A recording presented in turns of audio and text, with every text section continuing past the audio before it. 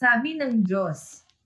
Ang pagbabasa lamang ng mga salita ng Diyos nang hindi isinasagawa ang katotohanan ay hindi kailanman sasapat. Ang maging katulad ng mga Pariso, na nagpakadalubhasa sa pangangaral ng salita ng Diyos sa iba at sinasabi sa mga ito kung paano ito isasagawa, ngunit sila mismo ay hindi nila iyon ginawa, ay ang maling landas.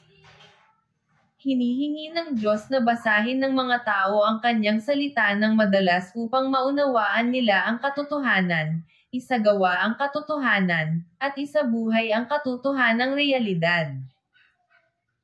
Ang pagsasabi ng Diyos sa mga tao na pumasok sa katotohanang realidad, sumunod sa kanyang daan, at lumakad sa tamang landas sa buhay ng paghahangad sa katotohanan, ay tuwirang nauugnay sa kanyang hinihingi na isagawa ng mga tao ang pagbubuhos ng buong puso at kalakasan nila kapag ginagampanan nila ang kanilang mga tungkulin.